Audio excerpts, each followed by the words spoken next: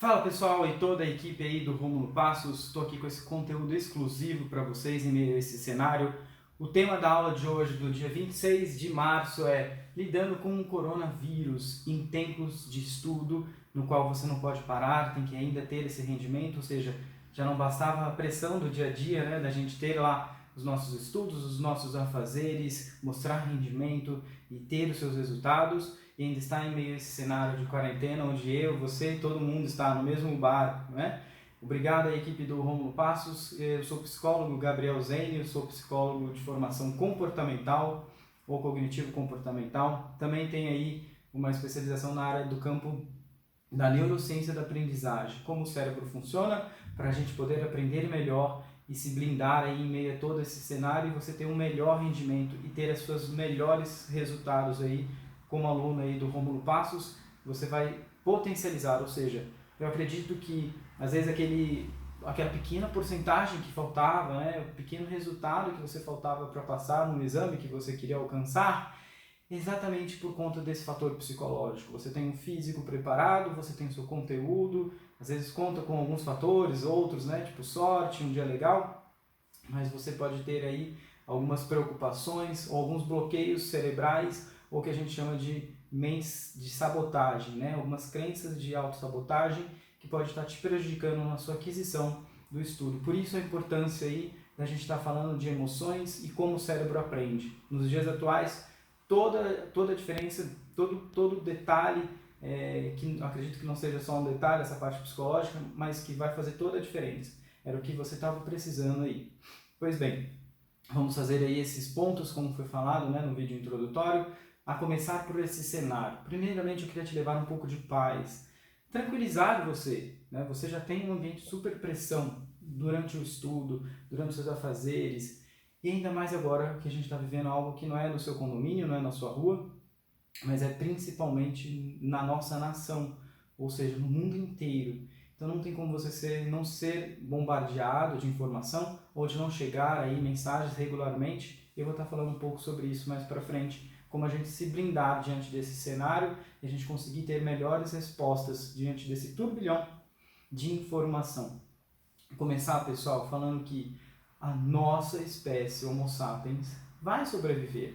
Nós já passamos por pestes, pandemia, epidemia, que tinha até um índice de mortalidade num vírus específico maior. Nós sabemos aí que o Covid-19 ele tem um alto índice de proliferação. Né? Um vírus é medido aí, pelo menos no campo da saúde, pela gravidade, por esses dois fatores, o índice de proliferação e o índice de mortalidade. Então nós sabemos que o principal agravante do Covid-19 é como ele se prolifera, como é rápida essa proliferação dele. Porém, temos que pensar de uma forma racional, que também ele tem uma baixa mortalidade. Ou seja, o que os pesquisadores, qual é a vantagem aqui do Brasil?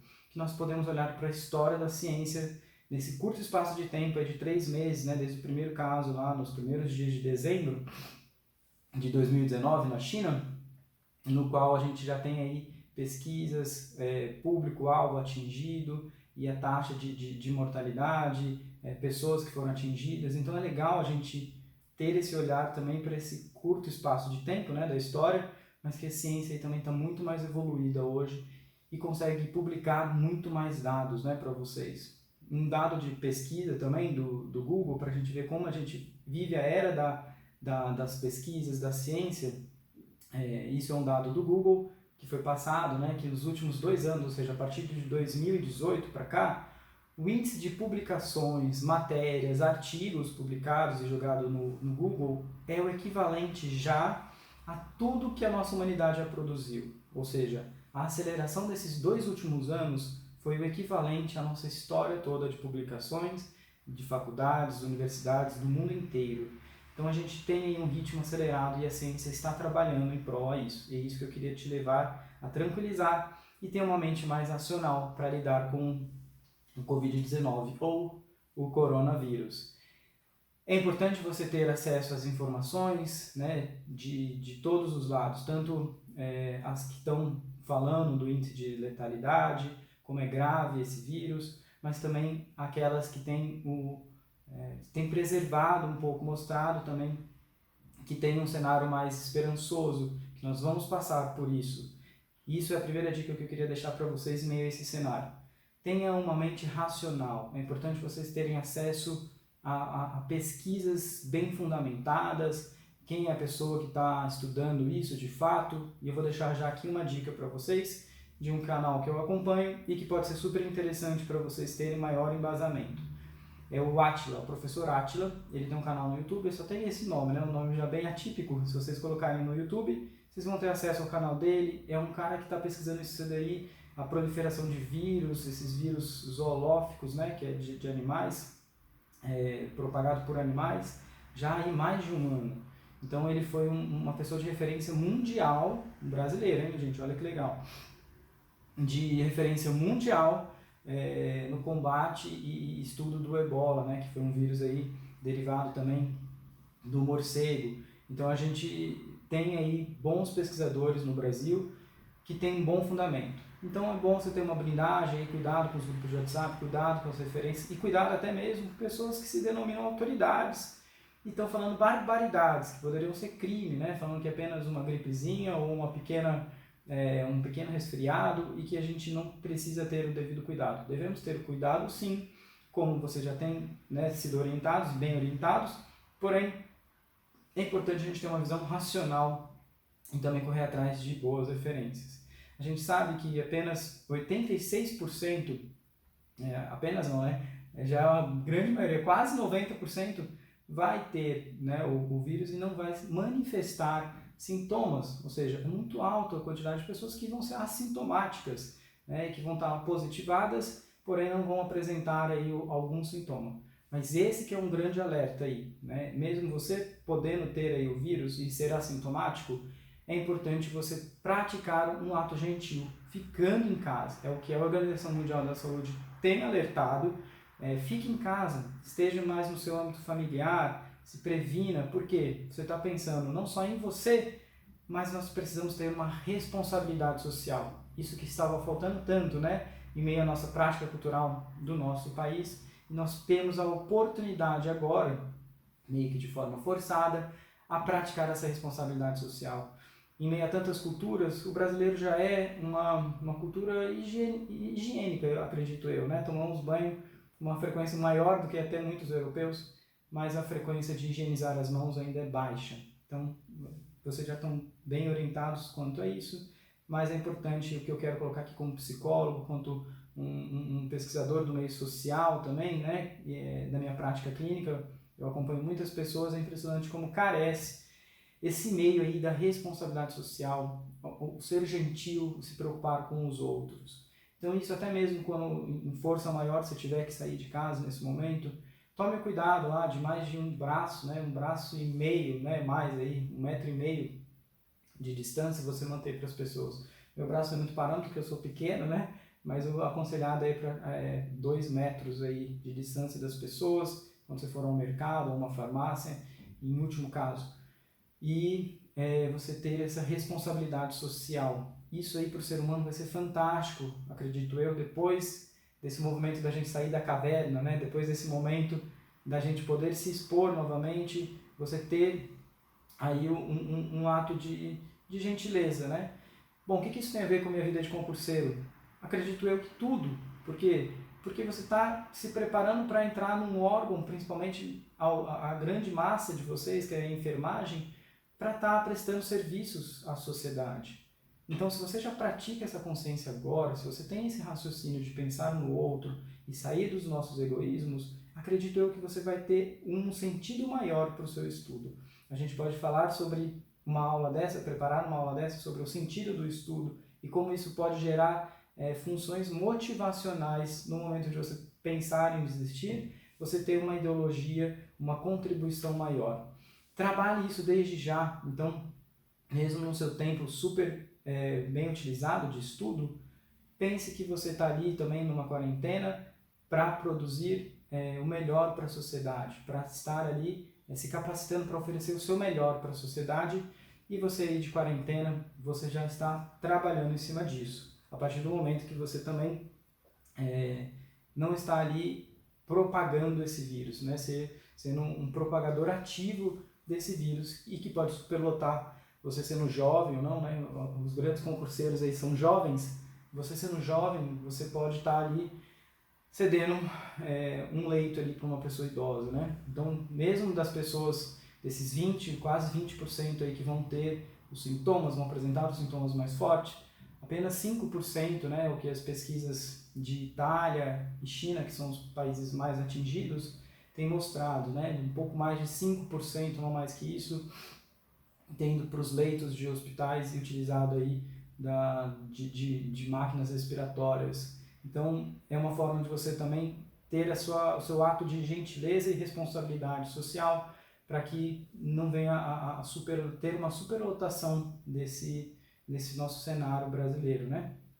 Bom, levando um pouco mais desses dados nacionais e a gente ver com mais calmaria e dar um sentido para essa quarentena, para esse momento de solidão que nós estamos, eu queria passar aí e falar um pouco da ansiedade, que muitos de vocês devem estar passando, né? É um sentimento que eu estou tendo agora, então até para tranquilizar e ambientalizar vocês, de que não é algo extraordinário, então que está totalmente errado, todo desregulado por ter ansiedade. Eu tenho ansiedade, as pessoas ao nosso redor têm ansiedade. Porém, 30% da população mundial, isso é o que a Organização Mundial da Saúde coloca, né? 30% vão apresentar os transtornos de ansiedade. Ou seja, o que é transtorno de ansiedade para a psicologia? A gente observa dois fenômenos, a intensidade e a frequência, ou seja, a magnitude daquela resposta ansiogênica, quanto que está forte aquilo, quanto que aquilo me atrapalha nos meus afazeres, esse é um critério, uma referência para você observar se está no transtorno ou não de ansiedade. E também um dado importante é a frequência. Desculpa, uma aguinha aqui. É a frequência com que aquele episódio está acontecendo. Ou seja, se eu tenho 2 dias, 3 dias, é muito baixo. E isso, os critérios da psicologia são muito severos, assim, são muito criteriosos. E o que o DSM, que é o Manual de Psiquiatria, orienta, né, que é a nossa cultura mais médica, que são os maiores responsáveis ou que tem maior critério para fechar diagnóstico. Então, dentro do DSM-4, que é o Manual de Psiquiatria dos Transtornos Psiquiátricos, eles falam lá que é de 6 semanas. Ou seja, se isso perdurar, esses seus episódios, as crises de ansiedade, durante 6 semanas, pronto, né, podemos fechar ali um diagnóstico.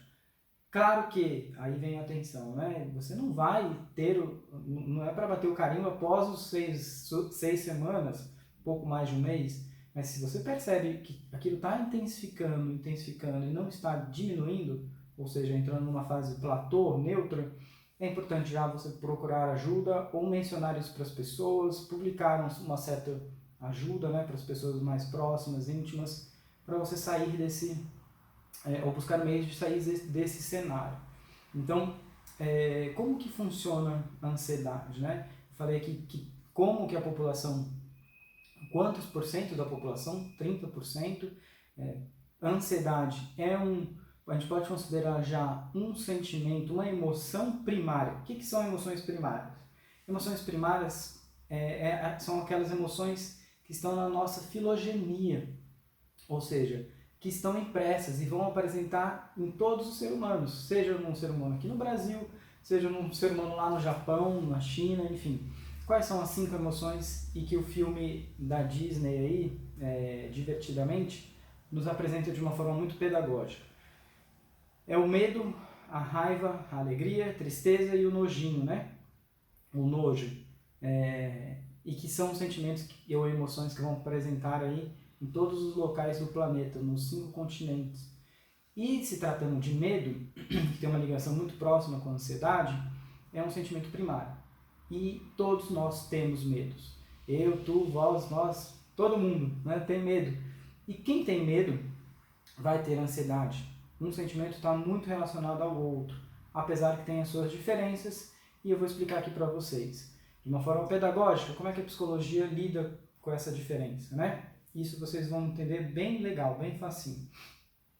O medo, o estresse é algo presente, ou seja, eu estou aqui no presente, né? Eu vou apresentar respostas de luta ou fuga se eu vejo aqui uma aranha, né? Se eu vejo uma câmera, isso pode me apresentar algum tipo de estresse ou algum medo. O passado, então quando eu vivo mais do passado, de traumas, de memórias, isso é depressão, ou seja, entra mais nos transtornos depressivos. Então se eu vejo uma pessoa, ou eu me identifico mais como uma pessoa melancólica, depressiva, eu estou mais ligado a algumas coisas mal resolvidas no passado. E onde entra a ansiedade?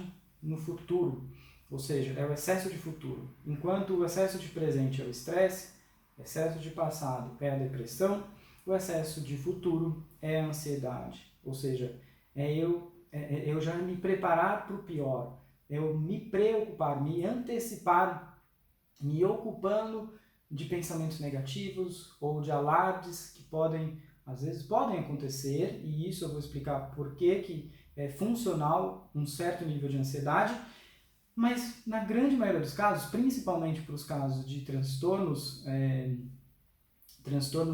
severos da ansiedade, não vão acontecer. Não vão acontecer. E isso é legal, você começar a aprender aí com o seu histórico de rompantes de ansiedade, crises de ansiedade. Quantas vezes aquilo aconteceu, certo? Bom, e aí a gente vê que esse excesso de futuro a gente denomina aí de ansiedade, que muitas das vezes é o que você pode estar sentindo. Quando você estuda, será que eu vou passar? Então vem os pensamentos. Será que vale a pena mesmo? Será que eu estou perdendo meu tempo? Será que isso é o que eu tenho que fazer na minha vida? Será que essa é a orientação profissional que eu deveria ter escolhido? Pronto, né? Aí vira um turbilhão de pensamentos dos quais não tenho controle, ou seja, está lá na frente.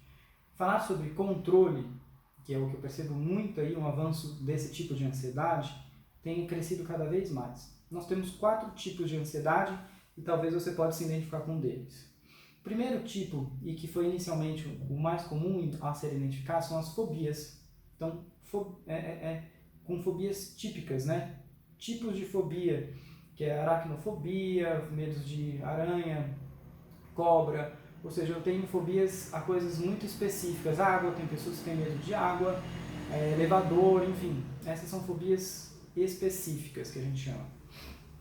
O segundo tipo de ansiedade é a ansiedade social, ou seja, a fobia em falar em público, o lidar com o público, pessoas mais tímidas. Esse é um outro tipo de ansiedade.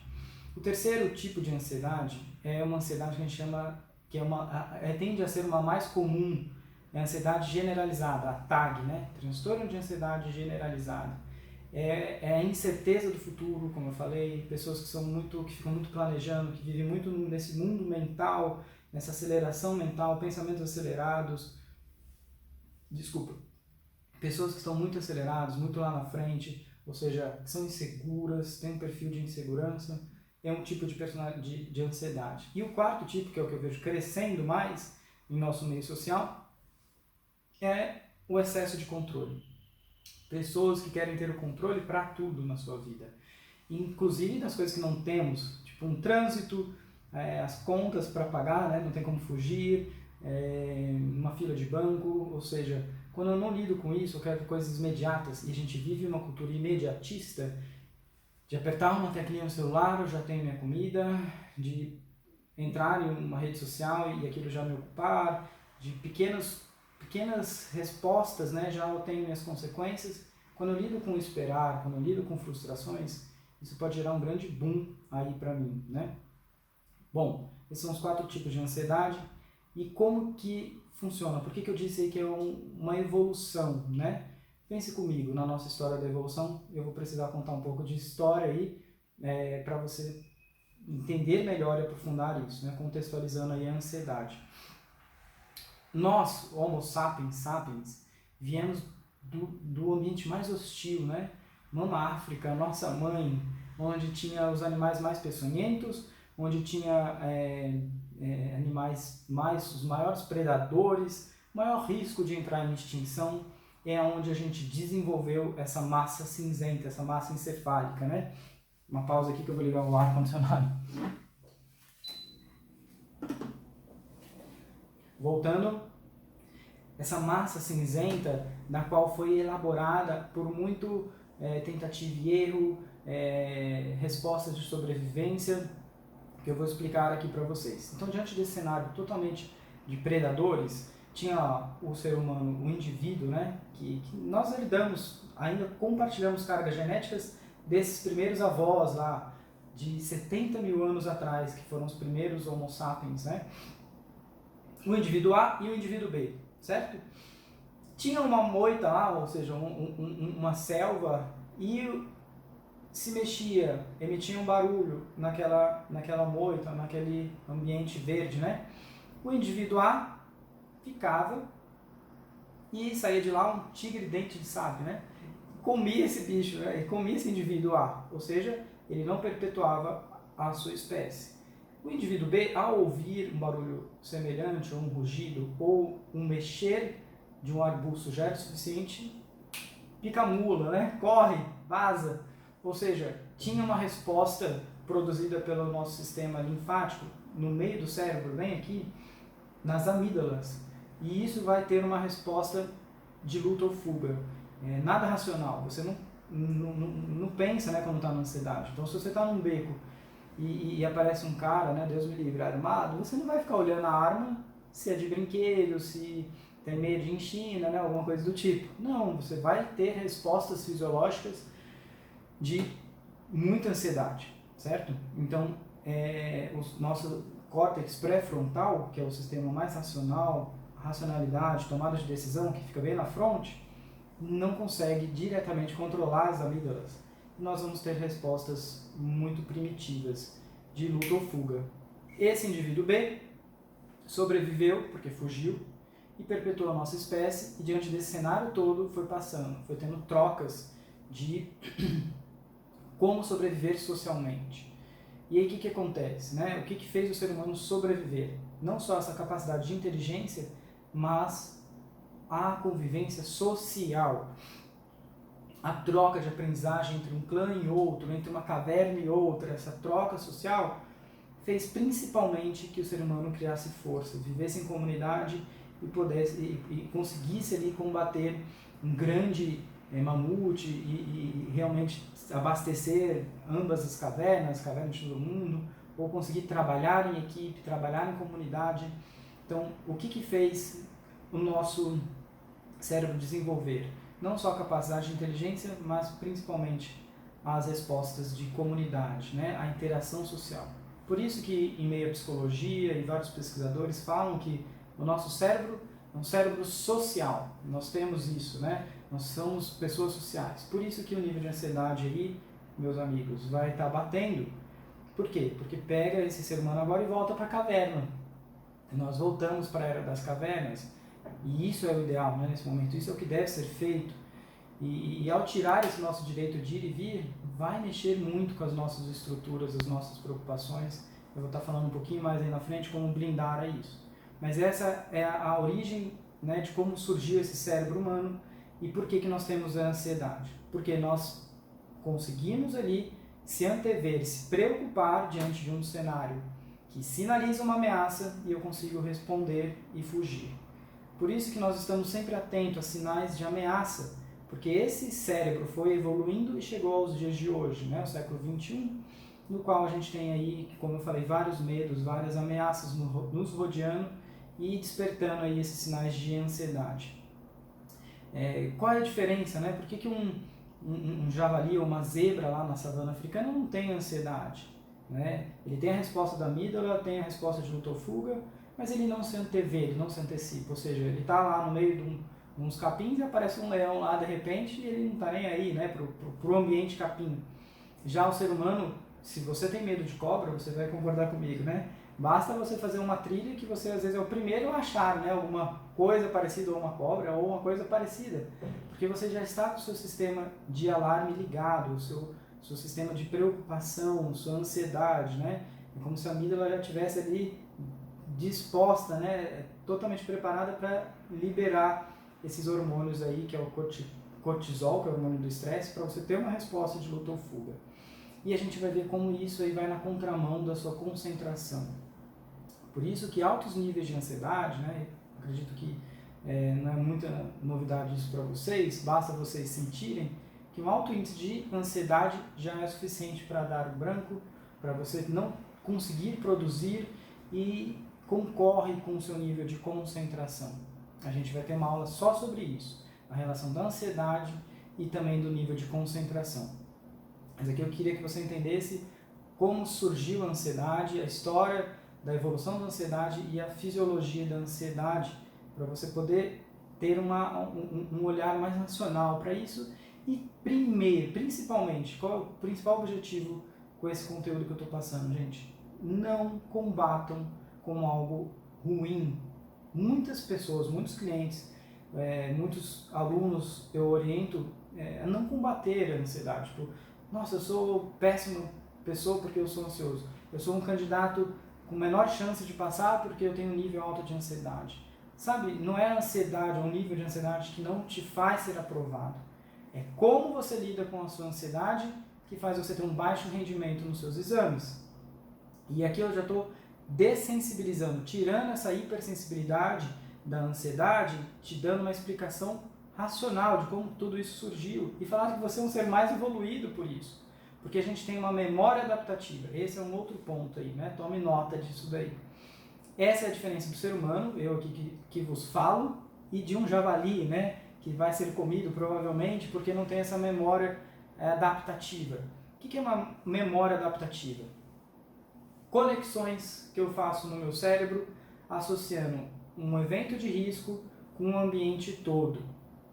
Exemplo, para vocês entenderem.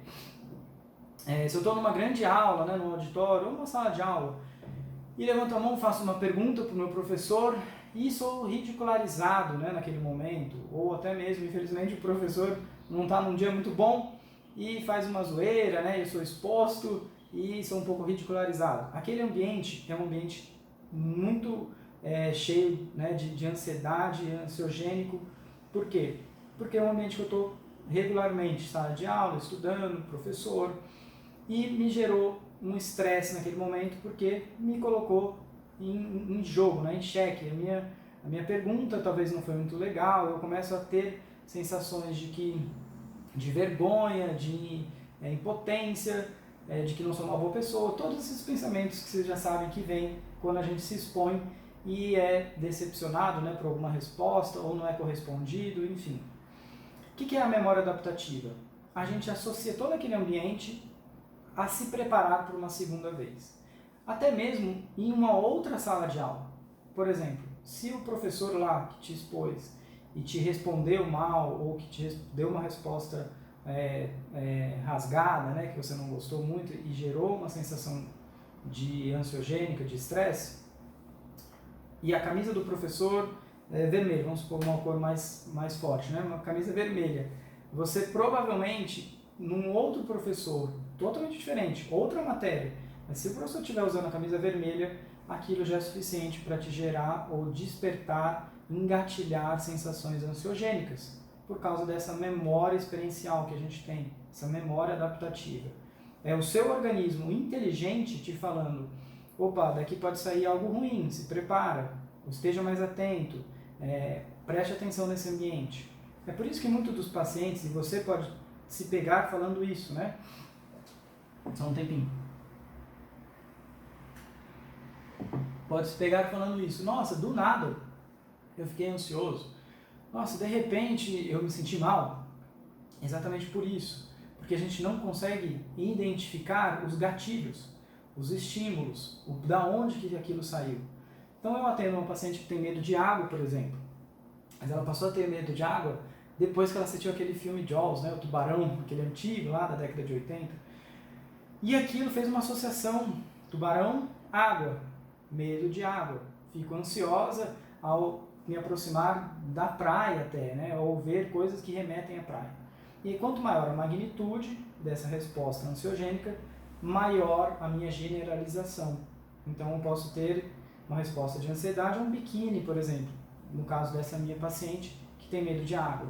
Praia, biquíni, então tudo interligado. Então o nosso cérebro é muito inteligente e ele vai nos preparar para isso.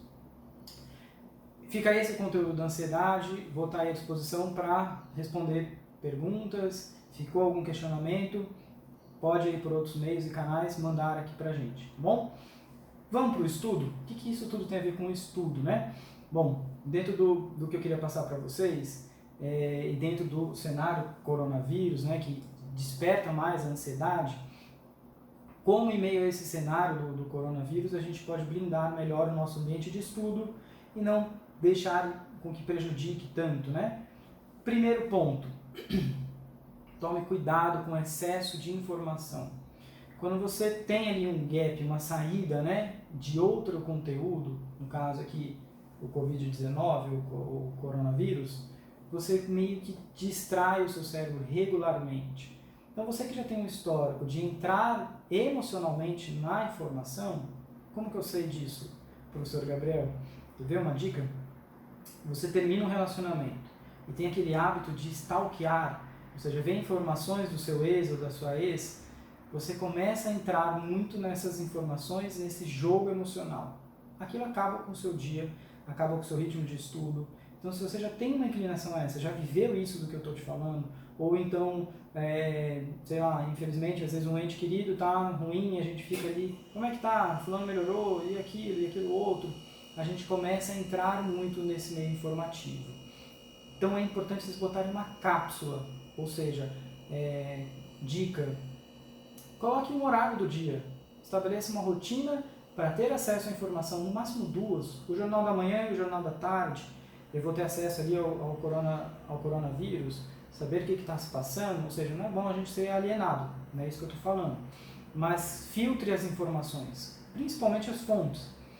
Cuidado com nas mensagens do WhatsApp. Eu vi pessoas saindo de grupos para poder ter um home office melhor, ou no seu caso, um estudo melhor. Pense realmente se vale a pena eu estar naqueles grupos que estão movimentando mais. Tem pessoas que estão pedindo de uma forma educada, né, gente? Uma licença, não que por questões ali políticas ou divergências de opinião, mas por uma questão de saúde mental. Você pode e tem todo o direito de ter essa prática. Cuidado com a proximidade ou a acessibilidade aí ao seu celular. Isso pode estar te gerando ali uma concorrência, né? Uma tentação para ter acesso a essas informações.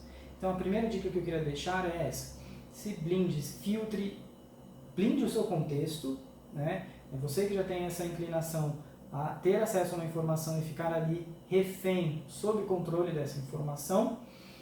Então organize o seu ambiente que fique favorável a você e também, segundo, né? Filtre as informações. Chegou aqui de grupo de WhatsApp sem nenhuma referência científica, tome cuidado com isso, né? Vale a pena ser bem criterioso e buscar fontes seguras, como essa do professor Átila, que é um biólogo brasileiro, epidemiologista, super referência mundial. Então, é uma dica aí para você ter uma fonte já direta e segura, né? Professor Átila tem um canal no YouTube. Segundo ponto, né?